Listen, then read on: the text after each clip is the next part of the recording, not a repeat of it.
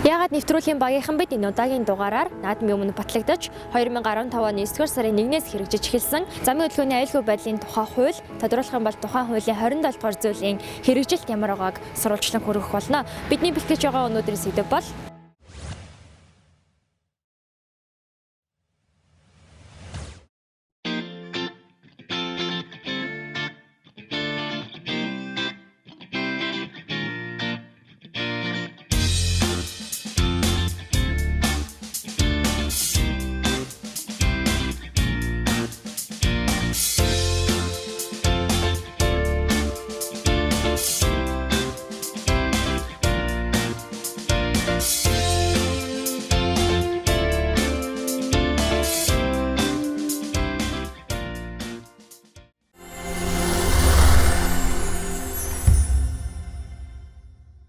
замын хөдөлгөөний аюулгүй байдлын тухай хуулийн 27 дугаар зүйл согтууруулахундаа мансууруулах бодис сэтгцэд нөлөөлөх юм хэрэгэлсэн үедээ тээврийн хэрэгсэл жолоодсон энэ төрлийн бодис хэрэгэлсэн эсгээ шалгуулахаас зайлсхийсэн мөн им этгээдэд жолоо шилжүүлсэн тохиолдолд тухайн жолоочд ногдох хуулийн хариуцлага болон шийтгэлийг зааж өгсөн. Тэдгээр шийтгэлийг дурдвал согтуурсан мансуурсан үедээ тээврийн хэрэгсэл жолоодсон бол 1 сарын хөдөлмөрийн хөлсний доод хэмжээг 2 дахин нэмэгдүүлсэнтэй тэнцэх хэмжээний төгрөгөөр торгуулж жолоодох эрхээ 6 сараас 2 жил хүртэл хугацаагаар асуулах.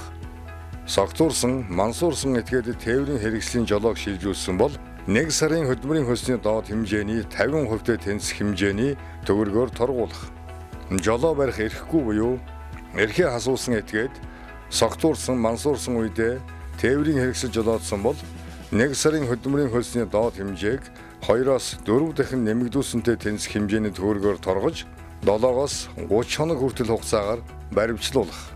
Хэрвээ согтуурсан, мансуурсан үедээ тээврийн хэрэгсэл жолоодсон зөрчлийг давтан үйлдсэн бол 30 хоногийн хугацаагаар баримтлуулах, тээврийн хэрэгсэл жолоодох эрхээ 3 жилийн хугацаагаар хасуулах шийтгэлтэй.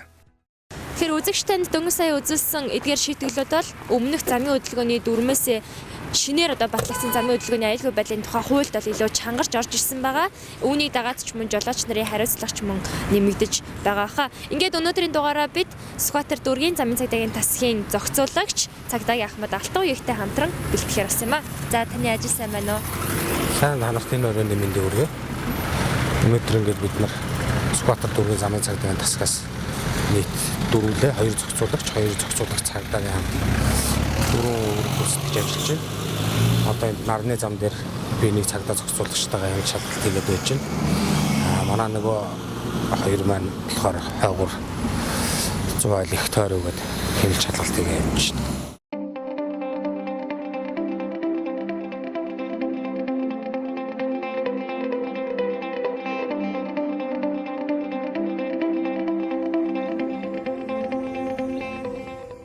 Замын хөдөлгөөний аюулгүй байдлын тухай хууль батлагдаж гарснаас хойш ер нь согтуугаар машин барих тохиолдол багассан уу? За 2015 оны 9 сарын 1-ээс эхлээд энэ хууль хэрэгжиж эхэлж байгаа. Хэрэгжиж эхэлснээс хойш бол харьцангуй согтууруулах хунданы зүйл хэрэгэлсэн үедээ дээрээс жолооч нар харьцангуй багассан байж байгаа. Гэвч тэгээд жолооч нар өөрсдөө ухамсаргүй байдлаасаа болоод тэгээд ер нь бол зөрчил тасрахгүй байгаа. Зөрчлийн тоо багассан боловч барьж байгаа жолооч нар маань бас байж л байна. Ер нь жилийн аль хугацаанд ингээд согтуугаар машин барих тохиолдол ихсдэг вэ? За одоо тэгэл баяр ёслолын үеэр л илүү их тоонууд нэмэгдэн дээ.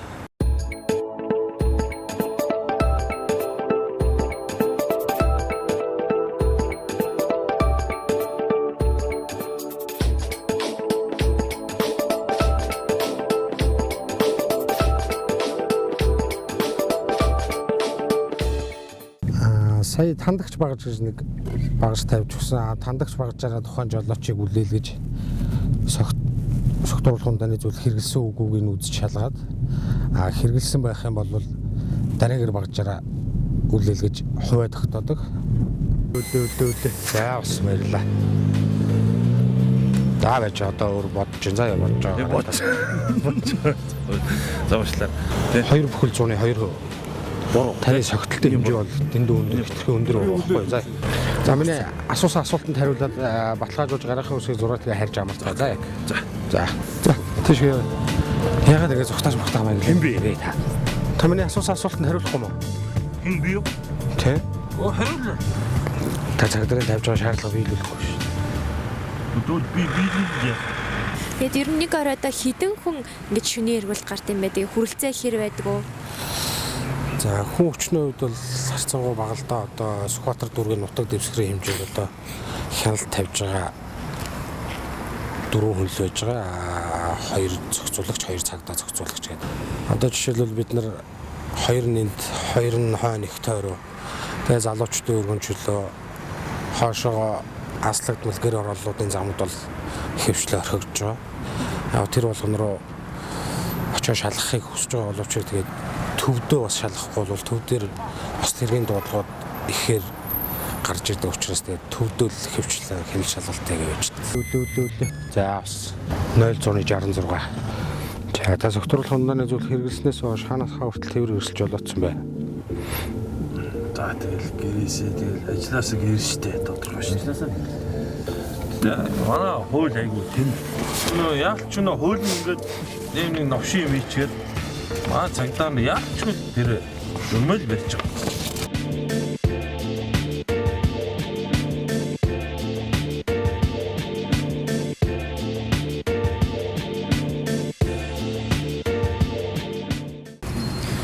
Жолоочийг илрүүлэхэд ер нь алсын зайнаас мэдэх боломж байдаг. Эсвэл машин болгоныг зогсоож ижил одоо үлээлгэж иж мэдэх үү?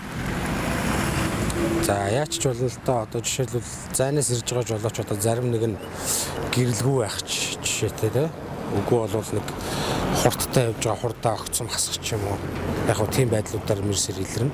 Зогсоогоо шалгаад тандагч багж байгаа шалгуул илүү найдвартай, илүү үр дүнтэй ажил урьдчилан сэргийлэх ажил явуулж байгаа. Тандагч багажны хувьд хэр хөрөлцөөтэй байдаг. Өмнө нь бас цагдаа нар маань ингээд гэрчлэгээрээ үлээлгээл өөрсдөө ингээд тэрийг үнэрлдэг гэсэн шүү дээ. Тэ одоо тэгээд бидний өөрсдийн эрүүл мэндийн байдлаас хамаарат тэгээд сая замын цагдаагийн газраас нийт замын цагдаагийн 6 дүргийн алба багчдад тандагч багчийн хөрөлцөөтэй яг хүн тус бүр дээр нь хуваарьтайгаар өгсөн байж.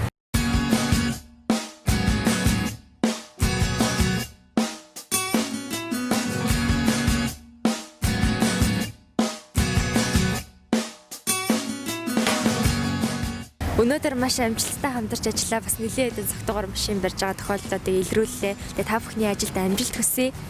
За баярлалаа. Та нар цаашдаа ажиллаж гэсэн амжилт хүсье. За баярлалаа танд. Баярлалаа баярлалаа.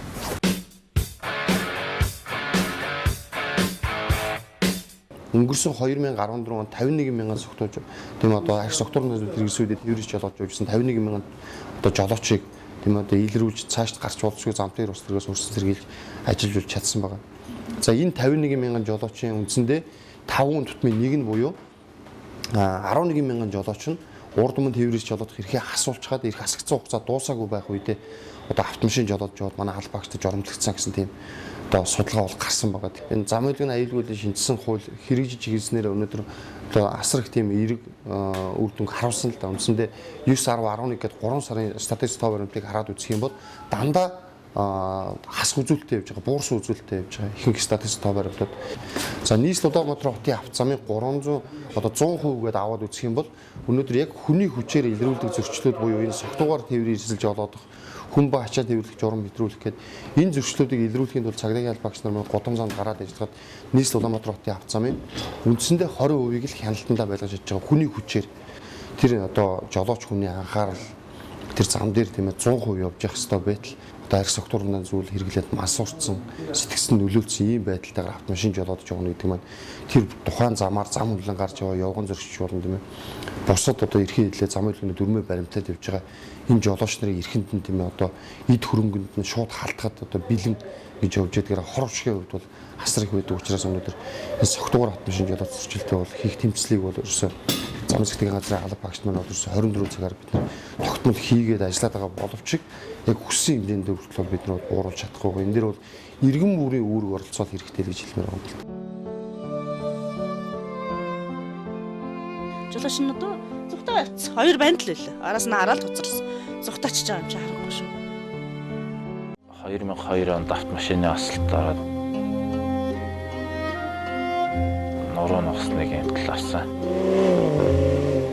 давхар тэтрүүлээд эргэлтэн дээр нөө эргэж батхгүй тэгэл авардарсан. Автомашины осол гэдэг бол ерөөсөй хэдхэн секунд тийм хурдтай л болд юм лээ. Энэ бол одоо би өөрөө хэдий улаан гэрэл өөрийнхөө явах хөстэй гэрлээр орсон ч гэсэн одоо миний анхаарал бол хамгийн их болчтой. 2 өхнөр гэсэн. Одоо хэдийгээр нэг өхтөн гайгүй нэг өхтөн яхан тэмгүй орч гисэн. Хүүхдүүд бол хүүхдүүдийн арга хэмжээнд бол маш хүнд байна. Тэгээ жолооч нар болон явган зарчигчдад одоо бүгдээр нь загчлахад одоо хийн маш их болгоомжтой явцгаая. Сэрэмжлүүлж хэлмээр байна. Очиж гар үргээс үсэл айгаад хэсэг шокнд орсон.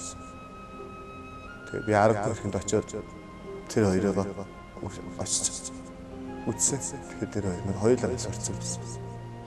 Энэ миний хийсэн энэ алдааг та бүхэн минь битгий давтаасай.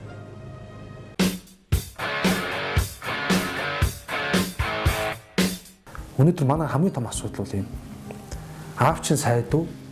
Ах чинь их хурлын гишүүн үү? Чи өөрөө цагдаагийн байгууллагад ажилтгүй гэдгээс үл шалтгаалan согтууруулах ундаа хэрэгэлсэн л бол тэр шийтгэлийг авдаг байх нь өнөөдөр нэн дээр үн чухал. Хоёр дахь асуудал бол түрүүний тэр авилгалын асуудал. Энэ гарцаг оногдох ёстой шийтгэлээс авилгалын замаар мултарж байна уугүй юу гэдэг. Энэ хоёр дээр шударга шиг ярил илүү ойрхон болох байх. Мөнгөний хэмжээгээр биш. Энэ хууль болгонд хэрэгждэг байх хэвээр. Их хурлаасаа хууль баталдаг газраас хэрэгжихээр хууль батлаад ах юм бол энэ хууль нь хэрэгжихгүй байгаад ах юм бол ирээд хуулийн нэр үнд нуугаар нөлөөлж байгаа. Одоо бид бол хууль эрх зүйн тогтолцоогоо мундаг шинжилэн сайжруулах гэхээс илүүтэйгээр одоо байгаа хуулиа яаж мөрдүүлдэг болох вэ гэдэгт л анхаарах цаг нь яг болсон.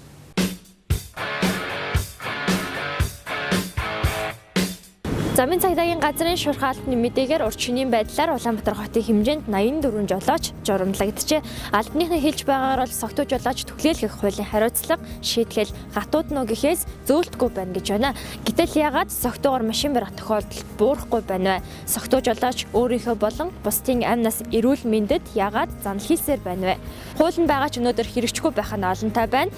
Өнөөдөр монголчууд бид 3 соёлхны атлаа зам тээврийн осол согтуу жолоочийн балгаар эрүүл амьдрал амнасаараа яагаад хохирох ёстой гэж бүгдээрээ хамтдаа согтуу жолоочийг жигшдэг нийгмийг хамтдаа бүтээж яагаад чадахгүй гэж Нэвтрүүлгийн ивент тэтгэгч агаарын тээврийн шилдэг авиа компани Turkish Airlines.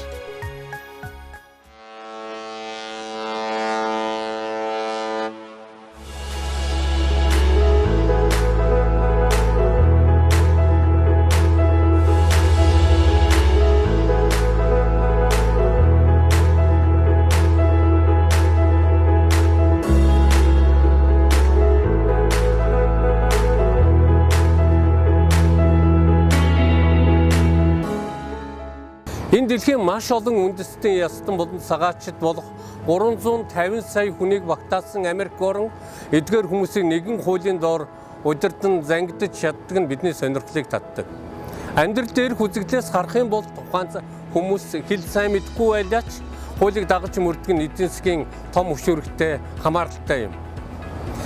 Америкийн нэгдсэн улсын Чикаго хотоос бэлдэж байгаа хуулийн хэрэгжилт нэвтрүүлгийг минь хууч биш уу гарам Америкт хуулийн ферм байгуулан ажиллаж байгаа баяр жаргал нартай хамтран бэлтгэлээ.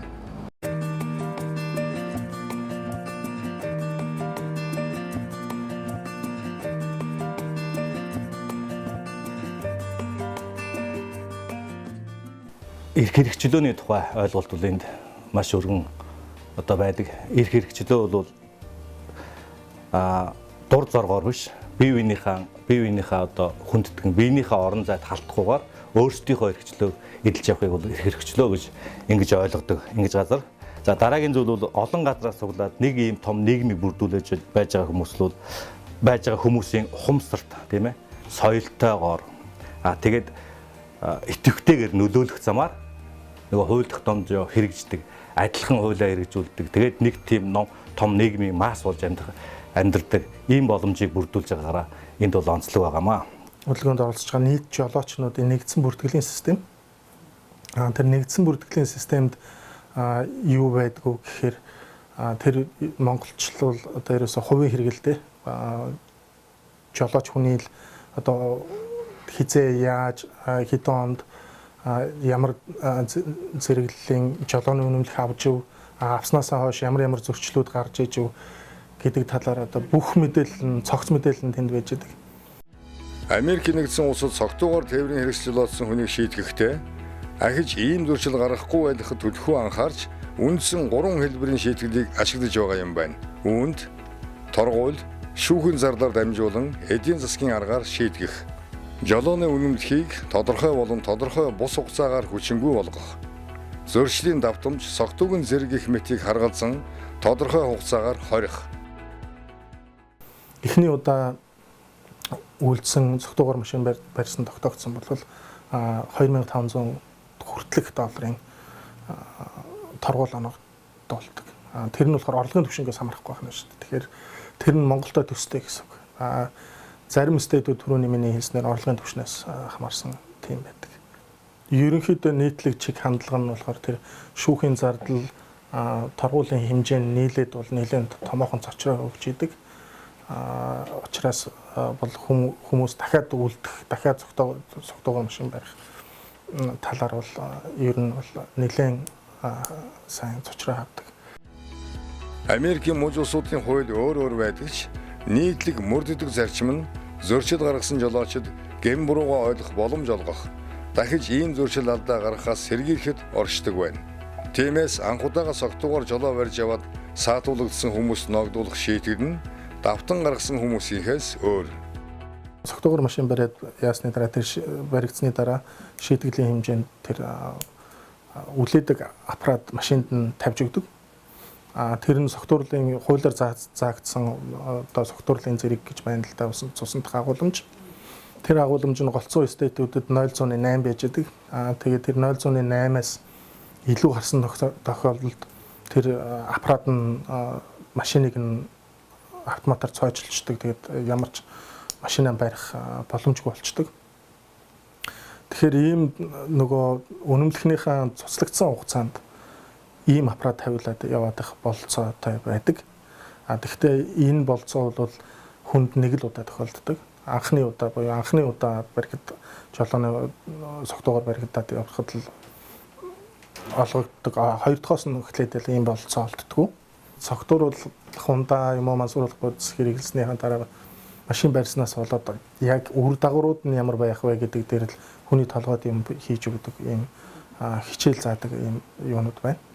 Нийгмийн тустай хөдөлмөр эрхлэх цаг заавал оноож өгч идэг. Ухаан эхний удаа цогтуугаар машин барьсан хүнд гэхэд л нэг 40-60 цаг дунджаар энэтэй төстэй бас нэг хөшөөрөг болохоор цагдаагийн байгууллагын цагдаагийн офицеруудын хараа хяналтан дотор эндхийхэр бол хүнд хөдөлмөр гэдэгтэй ордог. Хараа хяналтан дотор одоо яг хийж гүйцэтгэдэг. 1 жилийн тэнсэн харгалзах ял оноодог. 1 жилийн тэнсэн харгалзах ял дотор түрүүний миний дурдсан хөшөөргүүдийг бүгдийг торгуул тэгэл тэр үлээдэг аппарат машинд нь тавих, тэгэл community service цагууд энэ мэтчлэн энэ бүх нөхцлүүдийн биелүүлж жилийн дараа сая тэр хэргийг нь хэрэгсэхгүй болгодог. Ер нь согтуу жолоочийн эсрэг Америкийн нийгэм бүгдээрээ тэмцдэг гэж ойлгож болно. Согтуугаар жолоо барьж яваад саатуулагдсан хүнийг мэргэжлийн сэтгэл зүйч 1-5 хүртэл зэрэглэлээр үнэлдэг. Хамгийн их согтууруулах хундаанаас хамааралтай болсон хүн 5 дугаар зэрэглэлд багтана. Зэрэглэлээс үндэслэж торгуул шийтгэл, хоригдох хугацаа, олон нийтийн ажил хийх өдөр нь өөр байдаг. Дээр нь хэд дэх удаага ийм зөрчил гаргасан гэдэг үзүүлэлт шийтгэлийг хүнд хөнгөн ногдуулах бас нэг үндэслэл болдог байна. 2 дахь, 3 дахь, 4 дахь гээд хамгийн дээд нь одоо 6 юм уу? Тэрнээс дээш удаагийн тохиолдолд эхлээд ерөнхийдөө 3 дахь зөрчлөөс эхлээд эрүүгийн гэмт хэрэг болоод эхэлдэг. Эрүүгийн гэмт хэрэг маань дотроо 5 янз байж байгаа. Тэр хамгийн сүүлийнх нь 6 юм уу тэрнээс дээшээгийн гараад ирэхээр юм болохоор X ангиллын эрүүгийн гэмт хэрэг гээд хамгийн багаар бодоход 6 жилийн хорих ялтай. Тэрнээс доошогоо хорих ялгаа авах тийм боломж байхгүй. Дээдл нь 30 хүртэлх жил шоронд орох боломжтой. Осол гаргаад ослоос болоод хүний биед гэмтэл учирсан бол бас хүндрэл мэдээж үхэлд хүргэсэн бол бүр хамгийн дээдлийн л одоо хүндрүүлэх хүчин зүйл болно. Хэрвээ согтуугаар тээврийн хэрэгсэл жолоодож яваад саатуулагдсан хүн зөрчил гаргахдаа 16-аас доош насны хүүхэд машиндаа авч явж байсан. Сургууль орчмын бүсэд машин барьж авсан. Осол гаргаад хүний вид гэмтэл учруулсан. Амь насыг хохироосон. Жолооны үнэмлэхгүй явж байсан. Жолоочийн хариуцлагын даатгалгүй байсан. Зөвшөөрсөн хэмжээнээс илүү хурдтай явж байсан. Таксины жолооч байсан бол хэргийг илүү хөндрүүлж авч үздэг. Замын хөдөлгөөний тухай хуулийн хувьд зөвхөн Иллинойд гэлтгүй улс даяар мууч тус бүрд бага зэрэг ялгаатай байдаг л да. Замын хөдөлгөөнд оролцож байгаа иргэд яагаад тухай хуулийг мөрдөх ёстой вэ гэдэгт хоёр шалтгаан бий. Эхнийх нь аюулгүй байдал, харин удаах нь мөнгө санхүү. Ямар ч төрлийн замын хөдөлгөөний зөрчилд маш өндөр торгуул ноогдуулдаг болохоор иргэд зөрчил гаргахгүй байхыг хичээдэг. Иллинойдд онооны систем үйлчилдэг. Хөдөлгөөнд оролцохдоо зөрчил гаргаад байвал оноо нь нэмэгдээд байдаг гэсэн үг. Их оноотой болох тусам эрхийн түтгэлзүүлэх эрсдэл нэмэгдэж, цаашлаад цуцлах, бас өндөр торгуул ноогдуулдаг. Америк нэгдсэн улс дахь хамгийн том асуудлын нэг нь арх согтууруулах ундаа мансуурах бодисны нөлөөнд орсон үедээ жолоо барих явдал байдаг.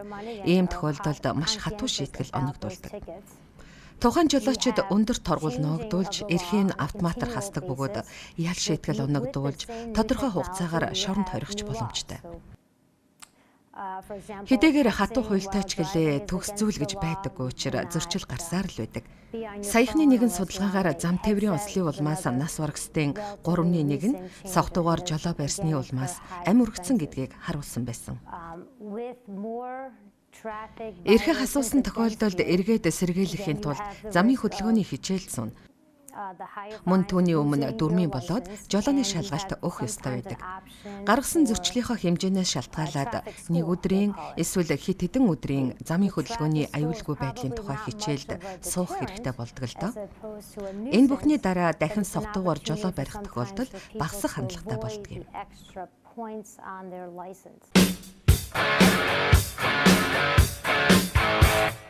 Хуулийг зөрчсөн нэг үйлдэл дээр жишээ авч Америкийн хуулийн систем хэрхэн ажилладаг тухай та бүхэнд ойлгуулахыг хичээлээ. Яг үндэ болох хувийн эрхчлөө хуулийн хүрээнд тодорхой хэмжээгээр хязгаарлагдаж байдаг. Бид яагаад энэ бүхнээс санаа авч хуулийг хэрэгжүүлж болохгүй гэж нийслэл Улаанбаатарын авто замын үндсэндээ 20%-ийг л хяналтандаа байлгаж хийж байгаа. Зөрчлийн тоо багассан боловч барьж байгаа жолооч нар маань бас байж л. Хэдийгээр хатуу хуультай ч гэлээ төгс зүйл гэж байдаггүй учраас зөрчил гарсаар л байдаг. Үйлдсэн согтуугаар машин барьсан тогтоогдсон бол 2500 хүртэлх долларын одоо байгаа хуулийг яаж мөрдүүлдэг болох вэ гэдэгт л анхаарах цаг яг болсон. Хоёр бүхэл зууны 2%. 9.11 гээд 3 сарын статистик товаруудыг хараад үзэх юм бол дандаа хас үзүүлэлттэй явж байгаа. Гарцаг оногдох ёстой шийтгэлээс авилгалын замаар мултарж байна уугүй юу гэдэг. Энэ хоёр дээр шудрах шиг ярил илүү ойрхон болох байна. Аслагдмал гэр ороллуудын замууд бол хэвшлээ орхигдож байгаа. Биенийхээ орон зайд халтахгүйгээр өөрсдийнхөө эрхчлөөг эдэлж явахыг бол эрх хэрэгчлөө гэж ингэж ойлгодог.